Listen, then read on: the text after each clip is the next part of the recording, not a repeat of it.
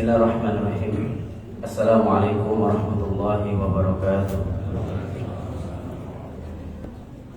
Innal hamdalillah nahmaduhu wa nasta'inuhu wa nastaghfiruh wa na'udzu billahi min shururi anfusina wa min sayyiati a'malina. Man yahdihillahu fala mudilla lahu wa man yudlil fala hadiya lahu. Ashhadu an la ilaha illallah wahdahu la syarika lahu wa ashhadu anna Muhammadan abduhu wa rasuluhu la nabiyya ba'dahu. Qala Allah ta'ala ya ayyuhalladzina amanu taqullaha haqqa tuqatih wa la tamutunna illa wa antum muslimun. Allahumma anta rabbi la ilaha illa anta khalaqtani wa ana 'abduka wa ana 'ala ahdika wa wa'dika mastata'tu. A'udzu bika min syarri ma sana'tu. Abu'u laka bi ni'matika 'alayya wa abu'u bi dhanbi faghfir li fa innahu la yaghfiru dhunuba illa anta. Allahumma bika asbahna wa bika amsayna wa bika nahya wa bika namutu wa ilaika an-nusyur, amma ba'd. Alhamdulillah, kita bersyukur kepada Allah Subhanahu wa ta'ala. Pada pagi ini kita masih diberikan kesempatan untuk menghirup udara, kesempatan hidup oleh Allah Subhanahu wa ta'ala. Karena sejatinya ketika kita tidur tadi malam itu kita dimatikan oleh Allah Subhanahu wa ta'ala. Makanya doa bangun tidur itu kata Nabi, alhamdulillahilladzi ahyana ba'da ta'awadana wa ilaihi nusyur. Kita bersyukur kepada Allah karena masih memberikan kita hidup setelah kita diwafatkan. Salawat dan salam semoga senantiasa tercurah limpah kepada baginda Nabi kita Muhammad sallallahu alaihi wasallam, kepada keluarganya, pada para sahabatnya, para pengikutnya, dan kita yang mengaku beriman kepada beliau, yang mengaku umat-umatnya, untuk senantiasa kita menunaikan atau menjalankan sunnah-sunnah yang diajarkan beliau, untuk kita mengikuti jejak beliau sehingga kita nanti dipanggil oleh beliau untuk memasuki surganya Allah Subhanahu wa ta'ala. Karena Nabi tidak akan masuk surga sebelum berkumpul umatnya, Pak. Ya. Jadi kalau bahasa ilustrasinya, kita itu ditunggu oleh Nabi, ya, kita itu dinanti-nantikan oleh Nabi. Dan bahkan Nabi SAW rela merasakan sakit yang begitu dahsyat agar kita tidak merasakan, Pak. Pada saat beliau menjelang sakaratul maut, beliau minta kepada Allah, timpakan kepadaku, ya, sakaratul maut ini timpakan kepadaku ya Allah, agar tidak dirasakan oleh umatnya. Begitu sayangnya beliau kepada kita yang beriman kepadanya. Dan bahkan beliau tidak pernah berjumpa dengan kita, nggak tahu kita. Tetapi orang yang mengimani beliau, orang yang menjadi umat beliau, itu senantiasa dinantikan dan dirindukan beliau di pintu surga yang Allah Subhanahu wa ta'ala, insyaallah. Hadirin Bapak Ibu yang dirahmati Allah Subhanahu wa ta'ala, alhamdulillah masih banyak ya Pak ya, jamaahnya luar biasa. Karena terakhir saya ngisi itu di bulan Ramadan kalau nggak salah. Ya. Insyaallah mudah-mudahan jamaah Al-Kifah diberikan kesehatan oleh Allah, diberikan keistiqomahan, dan semoga kelak nanti akan berkumpul di surganya Allah Subhanahu wa ta'ala. Ini subuh saya perhatikan perkiraan 40 ke atas semua usianya, ya, sedikit sekali yang di bawah itu ya. Padahal waktu kita di sini itu sebentar, Pak. kata Nabi, a'maru ummati baina sittina ila sab'in. Jadi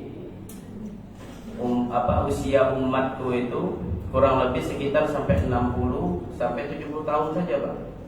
Wa aqulluhum may yajudu dzalik, ya. Sedikit sekali yang lebih daripada itu. Kalaupun ada, alhamdulillah. Siapa yang sudah 60, Pak? Yang usianya sudah 60 siapa, Pak? 26. Oh, 26. Masya Allah. Masih muda-muda ya, Pak ya? Alhamdulillah. Ya, mudah-mudahan kita diberikan istiqomah oleh Allah Subhanahu wa taala sampai nanti kita berjumpa dengan Allah Subhanahu wa taala. Bapak Ibu yang dirahmati Allah Subhanahu wa taala, hari ini kita bersyukur masih diberikan nikmat oleh Allah Subhanahu wa taala. Karena banyak orang-orang yang diberi nikmat tapi lupa bersyukur.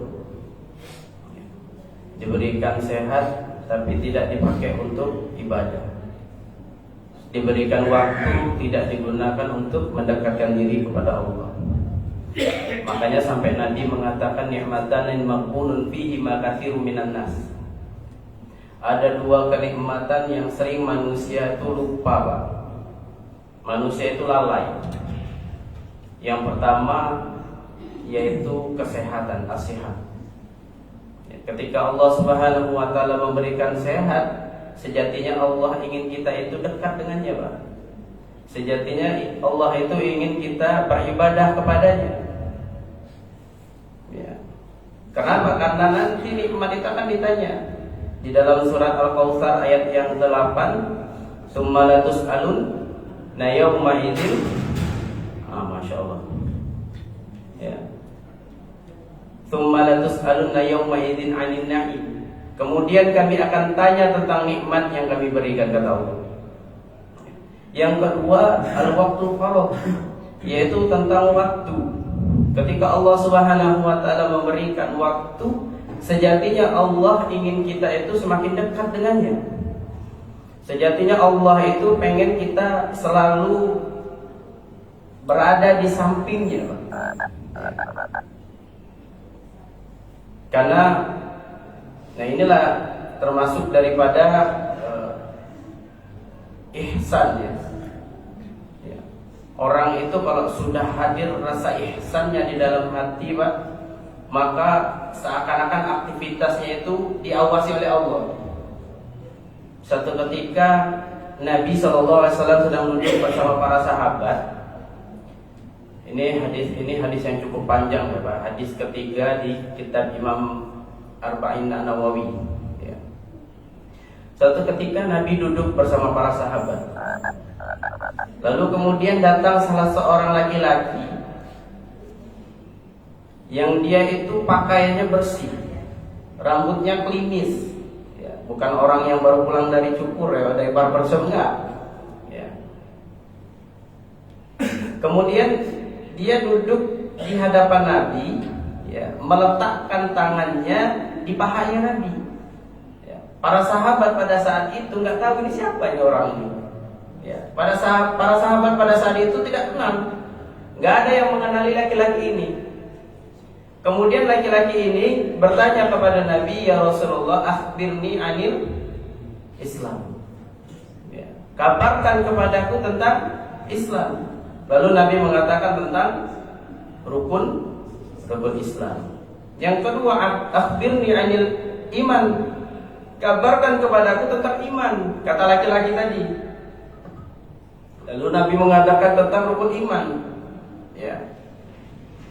Dan ketika Nabi menjawab, laki-laki ini selalu sodakta. Kamu benar. Aneh, Pak. Ada orang yang bertanya, dia boleh membenarkan. Apa maksudnya coba? Kalau kita bertanya itu otomatis kita nggak tahu, ya, atau kita tidak paham, makanya kita bertanya. Tapi ini orang, ya, dia yang bertanya, dia membenarkan, seakan-akan cuma menguji, Pak. Lalu kemudian yang ketiga, dia bertanya kepada Nabi, akhbirni anil ihsan. Lalu kata Nabi apa? Anta budallah ka'annaka tarahu fa illam takun tarahu fa innahu yarah. Ihsan itu ya, engkau beribadah kepada Allah seakan-akan engkau melihat Allah. Ya. Artinya apa? Ketika orang sudah dihadirkan rasa ihsan di dalam hatinya, seluruh aktivitas kehidupannya merasa diawasi Allah, Pak. Masya Allah. Ya. Dan ini termasuk daripada hal yang harus kita hadirkan di dalam hati.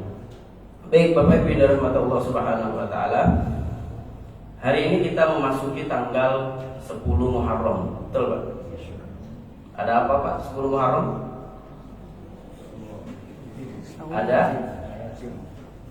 Ada puasa Asyura. Ya. Karena bulan Muharram ini bulan yang dimuliakan Allah, ya. Di dalam Al-Quran surat At-Taubah ayat 36 Allah Subhanahu wa taala berfirman, inna iddatash syuhuri indallahi syahra asna indallahi 12 ashran. Ya. Sesungguhnya bilangan bulan di sisi Allah itu adalah 12 bulan. Ya. Yauma khalaqas samawati wal ardh. Dia yang menciptakan langit dan bumi. Minha arba'atun hurum, ya, dari 12 bulan itu. Artinya ada 4 bulan yang diharamkan oleh Allah Subhanahu wa taala atau dimuliakan oleh Allah, yaitu bulan Dzulqa'dah, Dzulhijjah, Muharram dan Rajab. Muharram sendiri banyak keutamaannya, Pak. Di antaranya ketika Nabi SAW memerintahkan para sahabatnya untuk berpuasa pada tanggal 10 Muharram, ya. Lalu kemudian sahabat mengatakan kepada Nabi, ya Rasulullah, sesungguhnya tanggal 10 Muharram itu atau Asyura itu adalah hari keagungannya orang Yahudi. Lalu kemudian kata Nabi apa? Kita berpuasa tahun depan, kita berpuasa di tanggal 9 Muharram. Tanggal 9 itu puasa Tasu'ah, ya, sebagai pembeda antara kita dengan orang Yahudi. Nah, orang yang berpuasa di tanggal 10 Muharram, kata Nabi SAW ketika ditanya, su'ila an siyami yaumi Asyura. Ketika itu Nabi ditanya, ya Rasulullah, apa keutamaan puasa Asyura? Beliau mengatakan, yukaffiru sanatal madhi. Ya, dalam riwayat Imam Muslim, beliau mengatakan puasa Asyura itu menghapuskan dosa setahun yang lalu, madhi. Artinya banyak keutamaan di bulan Muharram ini. Semoga kita bisa memaksimalkan bulan ini dengan berpuasa. Banyak lagi puasa-puasa yang ada, puasa Yaumul Bid, ya, ada puasa tanggal 9 Tasu'ah, tanggal 10-nya Asyura, ya, atau puasa Senin Kamis, silahkan. Banyak pilihan yang bisa kita lakukan di bulan Muharram. Semoga ibadah-ibadah tersebut menambah ketaatan kita kepada Allah Subhanahu wa taala. Kenapa? Karena sejatinya bulan Muharram atau bulan-bulan haram-haram ini Allah ingin kita itu semakin bertakwa, Pak. Semakin kita dekat dengan Allah Subhanahu wa taala. Baik, kita masuk kepada tema, ya. Pada kesempatan ini tema kita tentang amalan-amalan yang didoakan malaikat. Ya. Sungguhnya kita tahu, Pak, setiap amalan-amalan yang kita tunaikan yang datangnya dari Nabi SAW, maka amalan itu menjadi amalan-amalan yang mulia, Pak. Terlebih lagi apabila amalan-amalan itu didoakan oleh malaikat. Ya.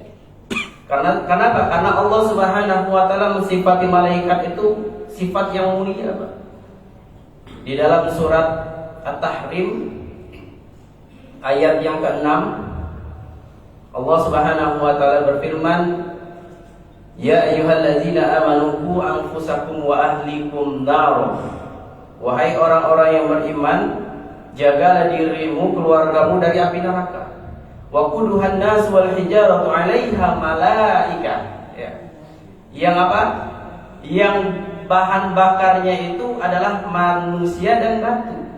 'Alaiha malaikatun ghiladun shidadun la ya'sunallah. Ya. Yang dimana malaikat-malaikat itu adalah malaikat yang kasar, keras. La ya'sunallah. Ya, ini sifat malaikat apa? Mereka tidak durhaka kepada Allah. Ya. Mereka tidak pernah mengingkari Allah Subhanahu wa taala. Ma amaruhum wa yaf'aluna ma yu'marun. Dan mereka senantiasa melakukan setiap apa yang diperintahkan oleh Allah Subhanahu wa taala. Ini sifat malaikat, Pak. Ya. Yang pertama, beliau itu orang yang kasar, keras. Tapi itu atas perintah Allah. Bukan berarti ketika ayat ini disampaikan malaikat kasar, malaikat keras, malaikat itu jahat, enggak. Karena kalau kita menafsirkan ayat ini hanya sepotong, berarti sifat malaikat itu ya sudah kasar, keras. Akhirnya apa? Orang-orang nggak mau lagi mengikuti agama Allah Subhanahu wa taala. Kenapa? Karena makhluknya itu kasar. Tetapi Allah di sini langsung menjawab dengan apa? Mereka itu orang-orang yang tidak pernah ingkar kepada Allah. Malaikat itu orang-orang yang senantiasa mengerjakan apa yang Allah perintahkan. Artinya kasarnya malaikat, kerasnya malaikat itu atas perintah Allah Subhanahu wa taala. Kemudian di dalam ayat lain surat Al-Anbiya ayat yang ke-20, ya. Allah Subhanahu wa taala mensifati malaikat itu adalah orang-orang yang senantiasa bertasbih. Yusabbihul laila wan nahar la yaftarun. Yaitu malaikat itu orang-orang yang senantiasa bertasbih pada malam dan harinya, pada malam dan siang harinya. Ya. La yaftarun. Dan dia tidak pernah berhenti untuk bertasbih kepada Allah Subhanahu wa taala.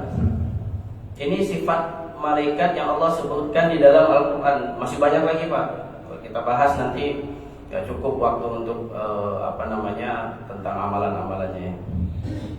Makanya Imam Ibnu Battal ini beliau yang mensyarahkan kitab Imam Bukhari, Pak. Imam Ibnu Battal ini mengatakan ketika malaikat mendoakan, maka tidak ada hijab di antara doa malaikat kepada Allah Subhanahu wa taala. Atau ketika malaikat mengaminkan doa, maka tidak ada hijab, tidak ada pembatas, Pak. Artinya apa? Arti setiap doa malaikat, setiap aminnya malaikat itu selalu diijabah oleh Allah Subhanahu wa taala. Baik, Bapak Ibu yang dirahmati Allah Subhanahu wa taala. Lalu apa amalan-amalan yang senantiasa didoakan oleh malaikat? Yang pertama yaitu orang yang senantiasa menunaikan kewajiban kebaikan. Dalam sebuah riwayat Rasulullah sallallahu alaihi wasallam mengatakan, "Innallaha wa malaikatahu wa ahlus samawati wal ardh." Sesungguhnya malaikat dan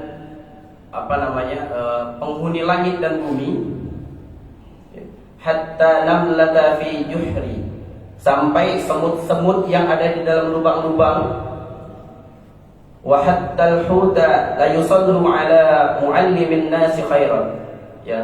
Kemudian apa? Ikan-ikan itu semua bersalawat kepada Allah untuk orang-orang yang senantiasa mengerjakan kebaikan.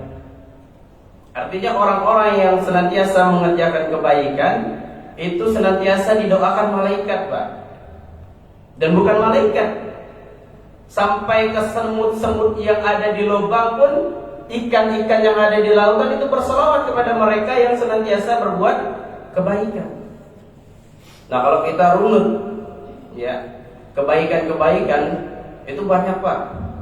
Ada kebaikan yang sifatnya ubudiyah, ada yang kebaikan sifatnya amaliyah, ya. Ubudiyah itu apa? Ubudiyah itu ketika kita beribadah kepada Allah, puasa, kemudian apa? Sholat, itu yang sifatnya ubudiyah. Ya. Kemudian yang amaliyah banyak lagi, Pak. Di antaranya Pak, memberi makan. Dalam sebuah riwayat Rasulullah SAW mengatakan,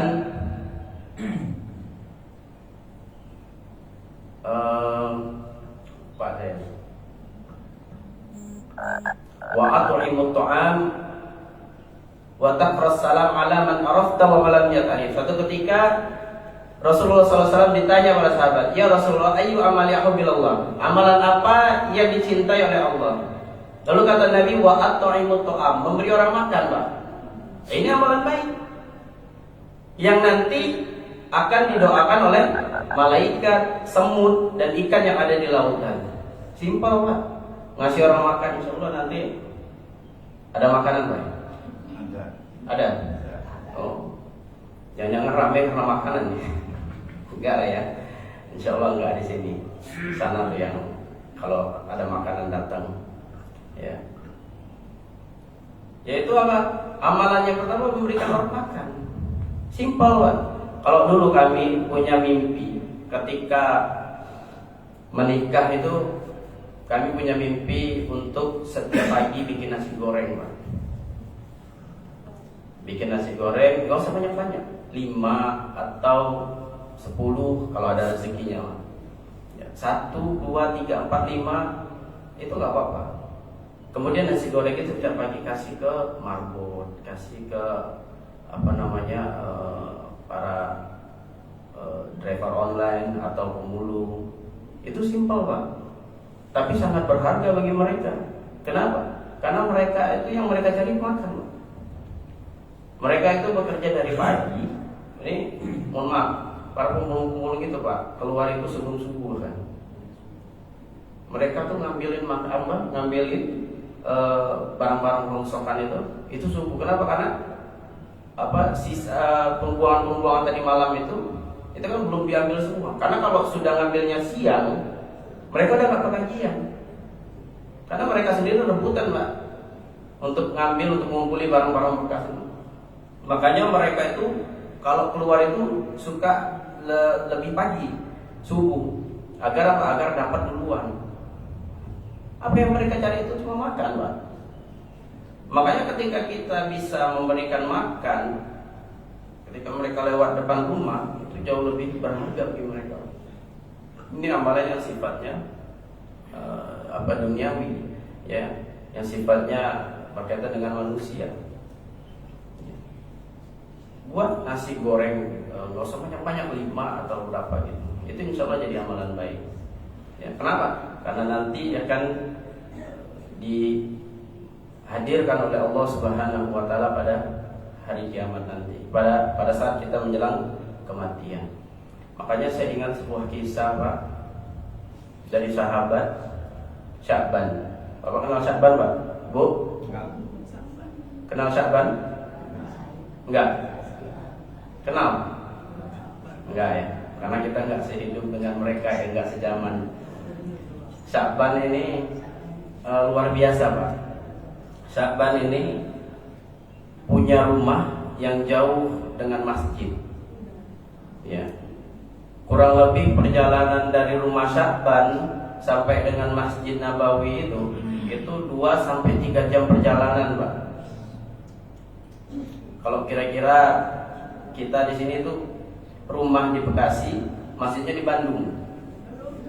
Kurang lebih seperti itu. Atau kalau berjalan kaki, itu masjidnya di daerah Tanjung Priuk. Ini Sya'ban luar biasa, Pak. Sya'ban ini selalu ada di setiap subuh. Artinya kalau subuhnya jam 5, jam 2 itu Sya'ban berangkat. Nah, kita rumah yang di samping masjid, dekat dengan masjid, datang sudah mau qomat. Betul, Pak? Ya. Datangnya sudah mepet-mepet qomat. Enggak ada waktu untuk sholat sunnah. Padahal sholat sunnah subuh itu lebih baik daripada dunia dan seisinya. Kata Nabi, rakaat al-fajri khairum minad dunya wa ma fiha. 2 rakaat subuh itu lebih baik daripada dunia dan seisinya.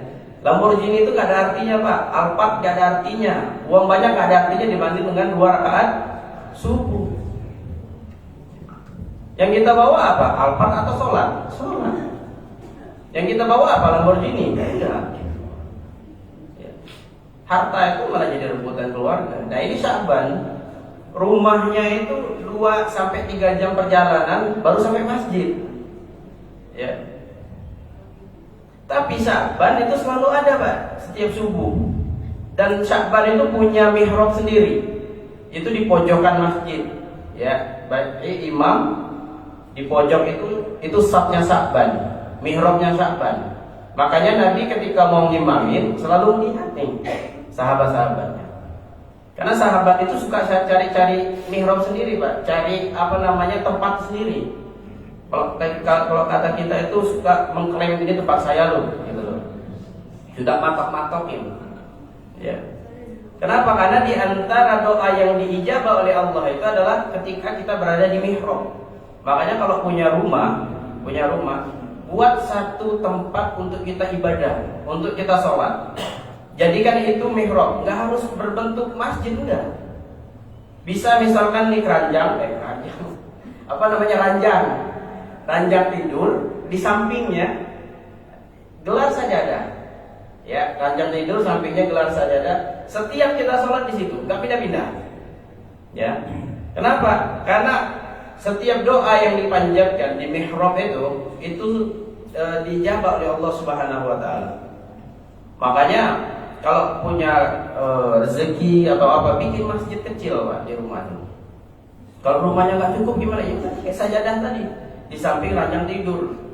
Ya, atau misalkan di halaman depan di teras, di halaman depan ya, di ruangan utama boleh gelasnya. Jadi setiap sholat selalu di situ, nggak pindah-pindah. Kadang di depan, kadang di dapur, kadang di kamar, enggak. Ya. Tetapkan aja satu di situ. Ya. Dan jadikan itu mihrab. Makanya Sya'ban itu dia punya mihrab sendiri Pak, selalu di pojokan masjid sebelah kanan. Ya. Satu ketika Rasulullah SAW tidak melihat Sya'ban. Ya. Ketika Rasul mau sholat, Sya'ban, kok nggak ada Sya'ban? Lalu Nabi perintahkan jangan dikomatin dulu, bilang kita tunggu Sya'ban. Karena ini orang yang istiqomah, walaupun rumahnya jauh 2-3 jam perjalanan menuju masjid, tapi tetap istiqomah ke masjid Pak. Selalu ada di masjid. Nggak kayak kita, Senin ada, Selasa hilang, Rabu ada, Kamis hilang, kadang 2 hari hilang. Betul Pak? Ya. Terus Sya'ban selalu ada. Makanya Nabi selalu melihat. Ya. Nabi selalu melihat kok nggak ada Sya'ban. Lalu kemudian ditunggu oleh Nabi SAW dengan para sahabat. Nabi tidak perintahkan Bilal untuk qomat, ditunggu sampai menjelang waktu fajar, waktu pagi syuruk, nggak keluar ini Sya'ban, nggak muncul. Ya. Ditanya pada Nabi, Mas sahabat, ada yang melihat Sya'ban? Gak ada yang tahu ya Rasulullah. Gak ada yang tahu Sya'ban. Kenapa? Karena rumahnya jauh. Beda sama kita. Ya. Kalau kita walaupun rumah jauh, tapi kita masih dapat informasi tentangnya, tentang orang yang jauh. Dari mana? Dari status. Aduh pusing. Aduh pilek. Ya. Jadi kalau misalkan ditanya sama imam, mana si fulan? Oh lagi pilek. Dari mana tahunya? Ini status. Ya simple. Kalau dulu nggak tahu Pak, ya. Kalau nggak ada ya sudah nggak ada, nggak tahu informasinya, beritanya. Akhirnya karena waktu sudah mulai pagi, kemudian Nabi perintahkan, ya sudah kita qomat aja, qomat bilang kita sholat. Sholatlah Nabi dan para sahabat tanpa Sya'ban. Nah kemudian setelah selesai menunaikan sholat, Nabi berputar balik Pak. Makanya sunnahnya seorang imam itu ketika selesai sholat itu kembali ke depan, lihat jamaahnya siapa yang gak ada, tanya kenapa nggak hadir ke masjid. Ya, itu sunnahnya Pak. Imam juga harus ingat. Oh ini si fulan namanya, oh ini si fulan, bapak fulan, kan biasa. Kalau imam selalu memperhatikan atau pengurus selalu memperhatikan jamaahnya, maka tahu siapa yang hadir, siapa yang nggak hadir. Kalau nggak hadir kemana orangnya? Tanya. Kalau sakit datangin. Nabi itu selalu Pak senang kalau datangin orang sakit. Makanya Nabi ketika bertanya siapa yang hari ini sudah infak, Abu Bakar mengatakan saya. Siapa yang hari ini sudah menjenguk orang sakit, Abu Bakar mengatakan saya. Berlomba-lomba Pak untuk datang menjenguk orang sakit. Ya, kemudian Nabi menghadap ke belakang, lihat Sya'ban kok masih nggak ada. Ditanya sama Nabi kepada sahabat, ada yang tahu Sya'ban? Nggak tahu. Ada yang tahu rumah Sya'ban? Ada salah seorang sahabat mengatakan, saya tahu ya Rasulullah, saya tahu rumah Sya'ban. Akhirnya Nabi dan para sahabat datang dengan berjalan menuju rumah Sya'ban. Diketok rumah Sya'ban. Kemudian keluarlah istri Sya'ban. Ditanya Nabi, mana Sya'ban? Lalu kata istrinya, Bapak, kami baru saja pulang ya Rasulullah, menguburkan jenazahnya Sya'ban. Artinya apa? Sya'ban sudah meninggal Pak. Ya. Cuma istrinya mengatakan pada Rasulullah, ada 3 kata yang kami itu bingung keluar dari mulutnya Sya'ban. Yang pertama, kenapa tidak lebih jauh? Yang kedua, kenapa tidak yang baru? Yang ketiga, kenapa tidak semuanya? Ini istrinya bingung Pak. Istrinya bingung. Sya'ban itu ketika menjelang wafat, dia mengatakan 3 hal ini yang tidak bisa ditafsir oleh istrinya. Bingung istrinya. Dia mengatakan 3 ini. Kenapa tidak lebih jauh? Kenapa tidak yang baru? Kenapa tidak semuanya? Ternyata ya, Sya'ban itu kenapa dia mengatakan kenapa tidak lebih jauh? Karena pada saat menjelang kematiannya Allah tampakkan amal solehnya Sya'ban. Ya.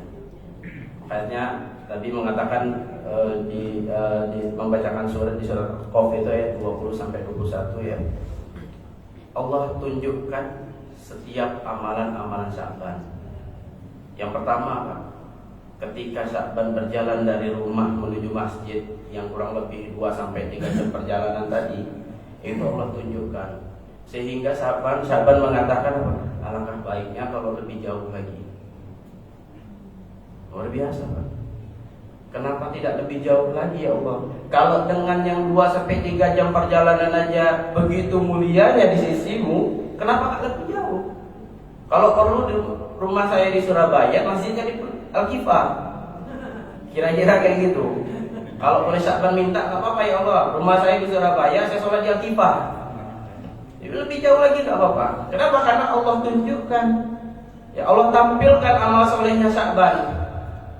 Yang kedua, Sya'ban mengatakan kenapa tidak semuanya? Karena Allah tampilkan lagi kebaikan Sya'ban. Pada satu ketika Sya'ban berangkat dari rumah menuju masjid, Sya'ban itu selalu pakai pakaian double. Ya. Selalu pakai pakaian 2. Yang satu pakaian yang bagus, yang di dalam, yang masih baru. Yang kedua itu pakai lapisan keluar, atau kita bilang jaket lah ya, untuk di perjalanan. Karena perjalanan dulu dengan perjalanan sekarang beda. Ya, kalau dulu itu padang pasir Pak. Kalau berjalan ya memang benar-benar kelihatan safarnya, lusuh atau misalkan lecek, debu. Kalau sekarang kan enggak, kita naik mobil, masuk AC keluar AC, udah gitu pakai parfum lagi. Gimana nggak sampai di sini wangi ya? Kalau dulu Sya'ban selalu pakai double, di dalam yang baru, di luar yang buat di perjalanan. Nah satu ketika Sya'ban berjalan dari rumah menuju masjid, ya, melihat ada orang kedinginan. Ada orang yang sedang kedinginan sampai mau meninggal. Lalu apa? Lalu pada saat itu Sya'ban memberikan pakaian yang di luar, yang di dalamnya dengan harapan nanti buat bisa pakai sholat. Ya. Yang di luar dikasih Sya'ban untuk menutupi orang yang kedinginan itu. Dan ini perbuatan Sya'ban ini, amalan Sya'ban ini ditampilkan lagi oleh Allah. Makanya Sya'ban mengatakan apa? Kenapa tidak yang baru? Maksudnya yang di dalam. Kenapa pada saat itu saya kasih yang di luar? Kalau dengan baju yang musuh aja, yang di luar tadi itu luar biasa pahalanya, kebaikannya, kenapa gak yang dalam saya berikan? Mungkin jauh lebih baik lagi. Makanya sunnahnya kalau kita beli baju itu dua Pak. Satu dikasih ke orang lain, jangan yang bekas dikasih, ya. Karena saya beberapa kali ngirim bantuan sosial ya, bantuan sosial ke bencana-bencana, itu selalu nemui baju yang setengah-setengah dibuang Pak. Ya. Bajunya utuh, nggak ada robek-robek, tapi kerahnya udah belel, udah warnanya udah beda. Ada yang warnanya bagus, robek bagian ketiaknya. Selalu ada masalah gitu. Akhirnya apa? Akhirnya di tempat bencana itu nggak kepake, jadi tempat pembuangan. Makanya Nabi itu selalu kalau misalkan beli pakaian itu belilah double, satu untuk kita, satu ini. Bahkan kalau perlu kita yang kita suka itu kasih ke orang. Ya. Jadi Sya'ban ditunjukkan lagi, ditampilkan ya kebaikannya. Kemudian yang ketiga, Sya'ban mengatakan kenapa tidak semuanya. Sya'ban setiap pulang dari Masjid Nabawi itu selalu beli makanan Pak. Ya. Kalau roti di sana itu beda dengan sari roti di sini. Roti di sana itu gede kan Pak ya, besar kayak kebab gitu, kayak roti kebab gitu. Kalau di sini kan segini, ya kecil gitu. Makanya ketika Sya'ban mau beli roti, pada saat beli roti ada pengemis datang bersama anaknya mengatakan, Sya'ban kita belum makan. Akhirnya apa?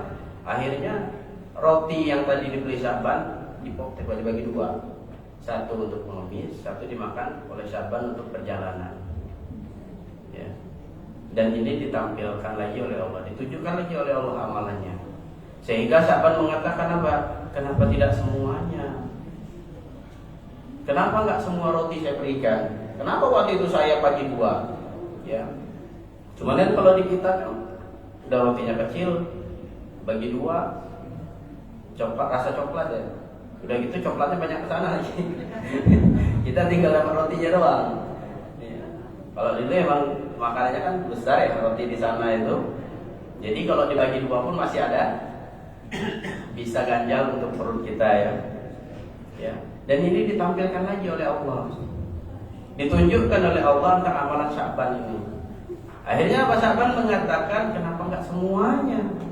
Kalau yang setengah saja luar biasa pahalanya, apalagi kalau kita berikan semuanya. Ini ditunjukkan lagi oleh Allah. Artinya apa? Setiap kebaikan-kebaikan kita, sekecil apapun, itu selalu nanti akan ditampilkan oleh Allah Subhanahu wa taala. Makanya dalam surat Al-Jazarah itu, "Faman ya'mal mithqala dzarratin khairan wa man ya'mal mithqala dzarratin syarran." Kebaikan sekecil biji zarrah pun ditunjukkan oleh Allah. Keburukan sebesar biji zarrah pun ditampilkan oleh Allah. Artinya apa? Setiap kebaikan-kebaikan kita selalu ditunjukkan oleh Allah Subhanahu wa taala. Ini yang pertama, yaitu amalan yang didoakan malaikat, yaitu orang yang senantiasa mengerjakan kebaikan. Ada lagi banyak kebaikan yang lain, yaitu menebar senyum. Kata Nabi, tabassumuka fihi wajhi akhika sedekah. Ya. Senyummu di hadapan saudara adalah sedekah. Udah lewat belum kotak, Pak? Nah, takutnya ada kotak lewat, cuma disenyumin. Kenapa? Karena sedekah. Ya. Yang kedua, sampai syuruk ya, mana ya? Ini ada sekitar 20 menit lagi ya. Yang kedua, yaitu orang yang didoakan malaikat, orang yang menuntut ilmu. Kayak kita nih, ya sedang menuntut ilmu, itu akan didoakan malaikat. Makanya Nabi SAW mengatakan wajatama qaumun fi baitin min buyutillah. Ya. Tidaklah berkumpul satu kaum di rumah Allah yatluna kitab Allah, kemudian dia membaca ayat-ayat Allah wa yatadabbusuna matadabburinya. Apa kata Nabi? Illa nazalat alaihim sakinah. Yang pertama, melainkan Allah akan memberikan ketenangan. Makanya orang yang menuntut ilmu itu tenang, Pak. Ya, saking tenangnya nggak ada suara. Khusyuk. Ya. Enggak apa-apa. Tidur juga enggak apa-apa, berpahala. Terserah loh, mau ngapa ya terserah dah. Yang penting saya duduk di kajian dapat ilmu, dapat pahala. Ya. Insya Allah dapat pahala walaupun ngaji sambil tidur. Ya. Kita husnuzonnya, makanya saya selalu kalau ngajar subuh itu husnuzonnya mungkin beliau capek sholat malam, ya, bangun jam 2 sholat malam. Ya. Makanya husnuzonnya saya selalu ya mungkin lelah karena sholat malamnya. Yang kedua Pak, wa ghasyiyatuhumur rahmah. Orang-orang yang senantiasa berkumpul di rumah Allah itu senantiasa dirahmati Allah, ya, dengan malaikat-malaikatnya. Yang ketiga wa hafazathumul malaika. Senantiasa Pak dinaungi malaikat. Saksikan Pak, orang-orang yang penuntut ilmu itu disaksikan. Maka kata para ulama di sini bukan masjid aja Pak ya. Wajtama qaumun fi baitin min buyutillah itu bukan hanya sekedar di masjid, tapi orang-orang yang senantiasa menuntut ilmu di mana saja, mau di rumah, mau di kantor, ya, terlebih lagi di masjid. Apa kata Nabi? Yaitu nanti akan malaikat merahmatinya, dinaungi oleh malaikat. Ini kita disaksikan oleh malaikat. Apa ketika malaikat mendoakan seorang hamba, maka Allah akan ijabah selalu doanya malaikat. Ya. Makanya kalau kita ingin doa kita senantiasa diijabah, banyak-banyak nuntut ilmu Pak. Karena apa? Karena nuntut ilmu ini kewajiban. Bukan sampai kita usia 50, 60 enggak. Nabi mengatakan apa? Thalabul ilmi faridatun 'ala kulli muslim. Menuntut ilmu itu kewajiban setiap muslim. Kalau kita nggak nuntut ilmu, bagaimana kita tahu ibadah? Bagaimana ini ibadahnya benar? Bagaimana kita tahu ini ibadah mengikuti Nabi SAW atau tidak? Makanya perlu ilmu. Kalau orang nggak belajar, Pak, bisa jadi sholat subuh 4 rakaat. Betul? Perlu, Pak. Dari mana kita tahu kalau misalkan ini amalan soleh, ini tidak, ini amalan yang diterima, ini tidak, ini amalan yang mengikuti Nabi, ini tidak? Dengan menuntut ilmu. Makanya sampai Nabi mewajibkan Pak, orang-orang itu menuntut ilmu. Gak ada alasan. Ya. Dan bahkan apa kata Nabi? Man salaka thariqan yaltamisu fihi ilman, sahalallahu lahu bihi thariqan ila jannah. Siapa yang menempuh satu jalan untuk menuntut ilmu, maka Allah akan mudahkan jalannya menuju surga. Ya. Umpamanya kalau misalkan kita mau kajian, kan? Kemudian di perjalanan ketabrak ayam meninggal. Bisa? Bisa. Ketabrak ayam meninggal. Tapi ayamnya di atas truk. Ya. Meninggal, masuk surga. Kenapa? Karena jalannya menuju surga. Insya Allah masuk surga. Kalau kita wafat dalam keadaan, kalau misalkan wafatnya dalam keadaan mencari nafkah, insya Allah jadi amalan syahid. Niatkan, makanya niatkan keluar rumah itu untuk mencari keberkahan Allah Subhanahu Wa Taala. Kerja itu bukan hanya sekedar kerja, Pak. Niatkan ketika kita kerja, minta kepada Allah, ya Allah, luruskan niat aku untuk kerja agar aku bisa menafkahi anak, istri, memberikan yang terbaik. Kalau satu saat di perjalanan kita wafat, maka termasuk daripada syahid. Apa yang membedakan orang yang kerja dengan niat dengan orang yang kerja gak niat? Beda, Pak. Perkaranya perkara simpel, ringan, hanya perkara hati, niat. Kalau dia kerja keluar dari rumah niat karena Allah, wafat masuk surga. Tapi kalau dia kerja, niatnya hanya sekedar kerja cari uang, ya sudah, dapatnya hanya itu. Makanya ini kembali lagi perkara niat. Maka dalam riwayat Imam An-Nawawi itu di hadis yang pertama, innamal a'malu bin niat. Seorang itu mendapatkan sesuatu tergantung daripada niatnya. Wa innamal likulli imri'in ma nawa. Ya, seorang itu mendapatkan sesuai apa yang dia inginkan. Faman kana hijratuhu ilallahi wa rasulih. Siapa yang hijrah karena Allah dan Rasulnya, fa hijratuhu ilallahi wa rasulih. Ya, maka dia hijrahnya itu akan mendapatkan Allah dan Rasul. Wa man kana hijratuhu lidunya yusibuha. Ya, siapa yang hijrahnya karena dunia atau wanita, fa hijratuhu ma hajara ilaihi, maka dia hijrahnya akan mendapatkan apa yang cuma dia mimpikan. Nah, di sini kalau kita bahas lagi ya, al-hadis ini unik, Pak. Yang pertama, faman kana hijratuhu ilallahi wa rasuli. Ya. Orang yang hijrah karena Allah dan Rasulnya, ditegaskan lagi oleh Rasulullah, fa hijratuhu ilallahi wa rasuli. Maka hijrahnya karena Allah dan Rasul. Ya. Tapi yang kedua, redaksi yang kedua, ya, faman kana hijratuhu lidunya yusibuha. Siapa yang hijrahnya karena dunia dan wanita, ya, fa hijratuhu ila ma hajara ilaihi, maka dia akan mendapatkan apa yang dia inginkan saja. Ya. Rasulullah tidak menegaskan lagi. Ketika seorang hijrah karena dunia dan wanita, Rasulullah nggak mengatakan maka kamu akan mendapatkan dunia dan wanita itu, enggak. Tapi Nabi mengatakan apa? Fa hijratu ila ma hajara. Kamu akan dapat apa yang kamu inginkan saja. Tapi di redaksi yang pertama, siapa yang hijrahnya karena Allah dan Rasul, fa hijratuhu ilallahi wa rasulih, maka Allah akan hijrahnya mendapatkan Allah dan Rasul. Rasulullah tegaskan lagi dua kali kata Allah dan Rasul. Artinya apa? Kalau orang hijrahnya karena Allah dan Rasul, ditegaskan lagi oleh Rasulullah SAW, dia dapat itu, dapat Allah dan Rasulnya. Artinya apa? Dapat keridhaan, Pak. Tapi kalau orang hijrahnya karena dunia, ya sudah dapat apa yang diinginkan saja.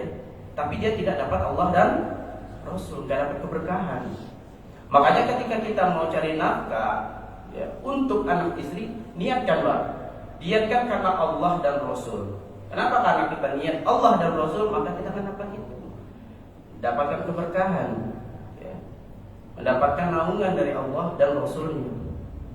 Tapi kalau kita nggak pasang niat kita baik-baik dalam mencari nafkah, ya sudah, kita hanya mendapatkan sebagai rezeki saja, uang, hanya mendapatkan sebagian apa yang kita inginkan saja. Tapi kita tidak mendapatkan keberkahan. Ini yang kedua, ya, orang yang menuntut ilmu, orang yang nanti akan dinaungi oleh malaikat, orang yang akan senantiasa didoakan oleh malaikat. Kemudian yang ketiga, masih ada pemain waktu ya, masih banyak, Pak, masih ada 8 lagi nih. Ya. Nanti sarapannya sekitar jam 7:30 ya.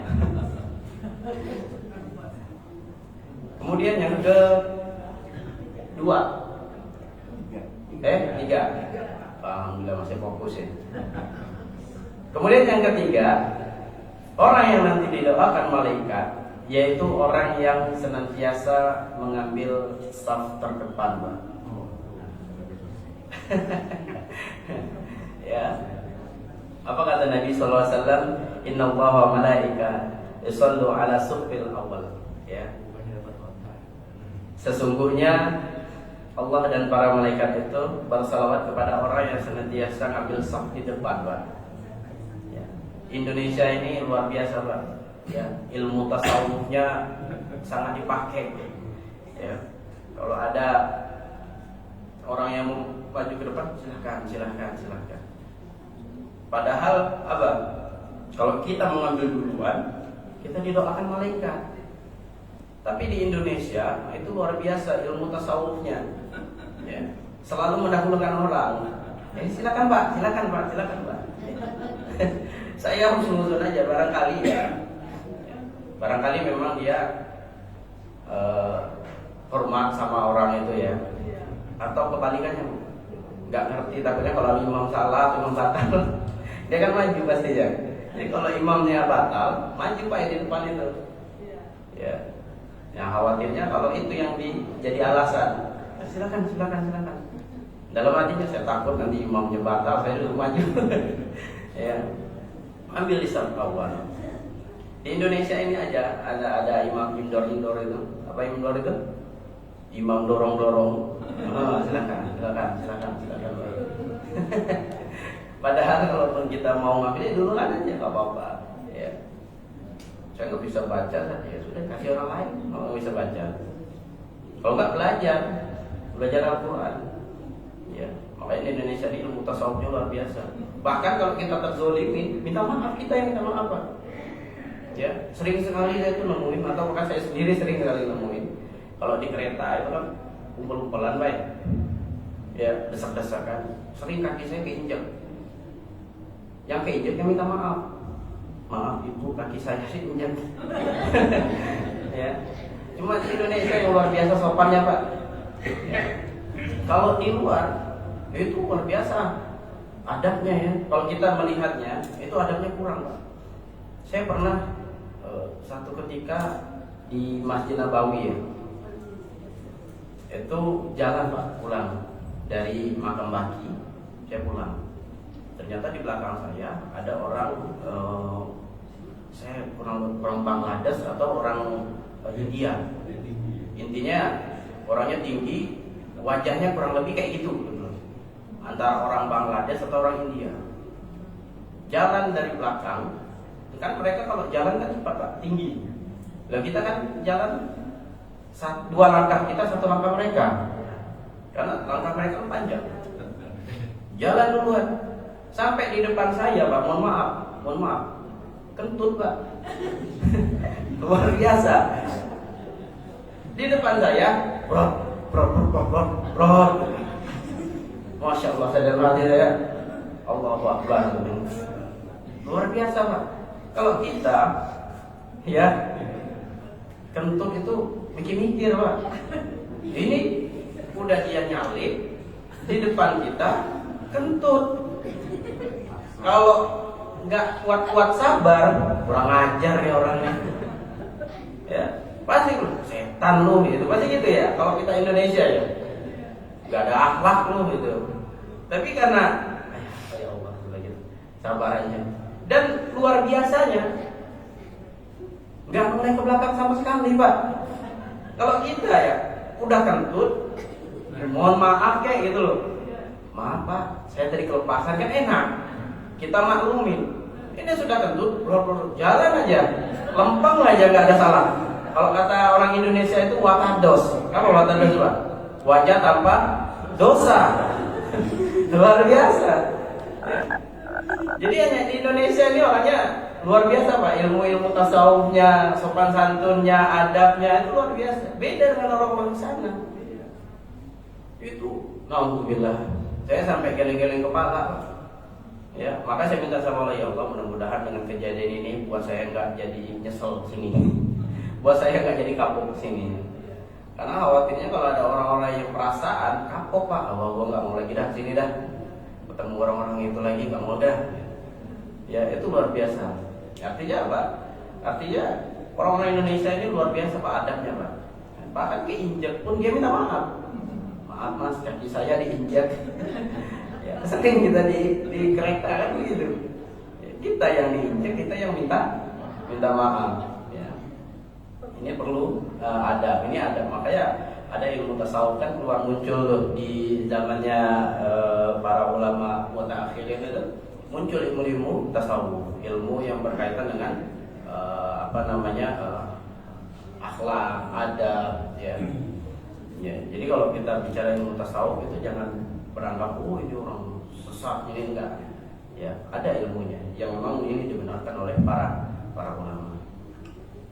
Ini yang ketiga. Kemudian yang keempat, ya. Itu orang yang didoakan malaikat adalah orang yang menunggu datangnya waktu sholat di masjid. ya, antara maghrib dan isya. Alhamdulillah saya beberapa kali sholat di Al-Tifah ini. Ya, antara maghrib dan isya itu ada kegiatan bapak-bapak tilawah Quran ya, Pak. Itu insya Allah didoakan malaikat. Ya. Makanya Nabi SAW mengatakan, ahadukum ma qa'ada yantadiru as-salatu fi as-salati ma lam yuhdith tad'u lahu al-malaika Allahumma ighfir lahu Allahumma arhamhu. Ya. Tidaklah seorang di antara kalian yang duduk menunggu waktu sholat selama ia berada dalam keadaan suci, ya. Tapi kata para ulama di sini suci, kalau saya batal bagaimana? Ya wudhu lagi. Jangan dibiarin, antar aja udah. Menjelang azan aja ntar baru wudhu. Melainkan apa? Para malaikat mendoakan Allahumma firlahu, Allahumma hamhu. Ya Allah ampunilah dia, ya Allah sayangilah dia. Ya, orang-orang yang menunggu waktu sholat di masjid itu orang yang didoakan malaikat. Malaikat minta kepada Allah untuk mengampuni orang. Malaikat minta kepada Allah untuk merahmatinya, kasih sayangnya, memberikan kasih sayangnya. Ya. Makanya kalau ada waktu, ya, kalau nggak ada kegiatan, berapa pulang, Pak? Dari antara maghrib menjelang isya itu ngapain pulang? Pulang juga nonton TV doang. Kalau nggak main HP, betul, Pak? Atau kalau misalkan cari waktu, saya lapar, ya makan duluan, sore udah makan. Dan secara kesehatan pun juga makan awal itu lebih baik daripada makan setelah maghrib atau isya. Kenapa? Karena setelah itu kan kita aktivitas nggak ada, Pak. Ya, makanan jadi menumpuk, itu yang jadi muncul apa? Penyakit gula. Ya. Baru-baru ini kan kita mendapat kabar duka, ya, dari guru kita, Ustaz Mujir Situmorang. Tahu, Pak? Beliau wafat pada usia 58 tahun. Awalnya dari situ, Pak. GERD muncul dari gula, sampai wafatnya itu terakhir beliau dalam kondisi gagal ginjal. Ya, terakhir udah berapa kali cuci darah, meninggal di Rumah Sakit Bakti Kartini pada pukul 23.30. Ya, semoga Allah Subhanahu wa taala merahmati beliau. Padahal luar biasa Pak ilmu beliau itu.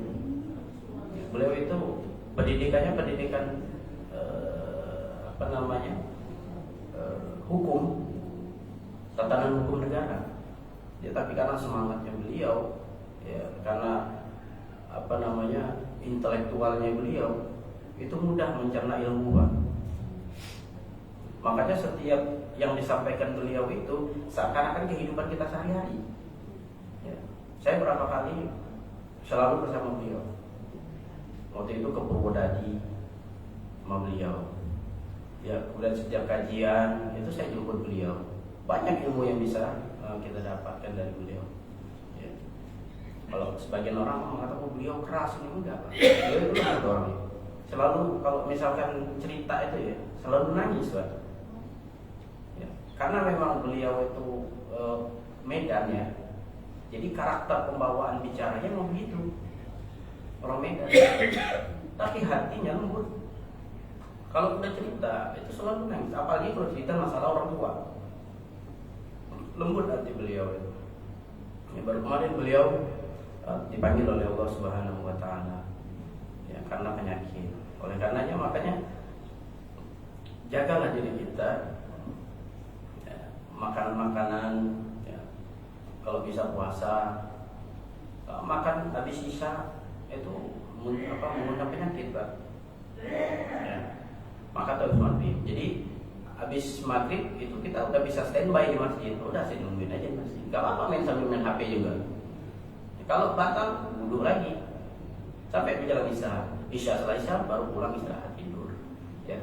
Baik Bapak Ibu yang dirahmati Allah Subhanahu wa taala, waktunya udah habis, kita singkat aja. Yang kelima yaitu makan sahur. Ya, ini waktu yang amalan yang didoakan malaikat. Yang keenam yaitu menjenguk orang sakit. Ya, menjenguk orang sakit itu termasuk amalan yang didoakan malaikat. Yang ketujuh, ini yang penting, yaitu senantiasa berinfak dan sedekah. Setiap amalan-amalan infak dan sedekah selalu pasti ada kebaikannya.